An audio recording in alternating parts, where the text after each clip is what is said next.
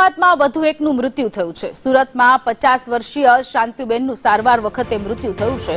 ગઈકાલે બસ અકસ્માતમાં 5 લોકોએ જીવ ગુમાવ્યા હતા। યુપીની બસને દ્વારકા જતા અકસ્માત નડ્યો હતો। સવારે 4 વાગે બસ પલટીને ખાઈમાં ખાબકી હતી। અનેક લોકો ઘાયલ થતા સારવાર માટે હોસ્પિટલ ખસેડવામાં આવ્યા છે। 24 લોકોને ગંભીર ઇજાઓ પહોંચી છે। 21 લોકોને સામાન્ય ઇજાઓ પહોંચી છે। 25 ઘાયલોને સુરત સિવિલ હોસ્પિટલમાં એડમિટ કરવામાં આવ્યા છે કે જ્યાં તેમની સારવાર ચાલી રહી છે। તો સાપુતારામાં એમપીની બસ અકસ્માત મામલે વધુ એકનું મૃત્યુ થયું છે। મૃત્યુઆંક 6 પહોંચી ગયો છે।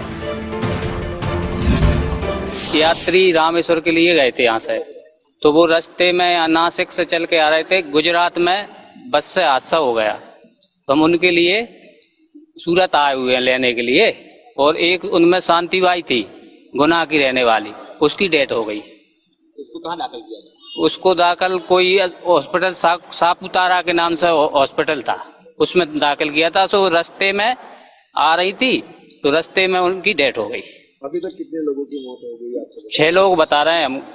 हमें तो 6 लोगों का पता कहाँ रहते? नहीं, अलग अलग गांव में रहते हैं। कुछ शिवपुरी जिला के हैं, कुछ अशोकनगर जिला के हैं, कुछ गुना जिला के हैं। સાપુતારાની અંદર મધ્યપ્રદેશની બસ પલટી મારી હતી, જેમાં 45 લોકોને ગંભીર ઈજાઓ પહોંચી હતી અને 5 લોકોના મોત થયા હતા। ત્યારે સુરત નવી સિવિલ હોસ્પિટલમાં ઘાયલોની સારવાર ચાલી રહી છે। ત્યારે ડાંગમાં જે શાંતિદેવી નામની મહિલા છે તેની સારવાર ચાલી રહી હતી, ત્યારે વધુ સારવાર માટે તેમને સુરતની નવી સિવિલ હોસ્પિટલમાં લાવવામાં આવ્યા હતા, પરંતુ તેમની હાલત છે તે ખૂબ જ ગંભીર હોવાના કારણે જે કહેવાય કે રસ્તામાં જ તેમનું મોત નીપજ્યું છે। જે રીતના 5 લોકોના મોત થયા હતા અને હવે સાપુતારાની અંદર જે બસે પલટી મારી હતી તેનો મૃત્યુ આંક છે તે 6 પર પહોંચ્યો છે।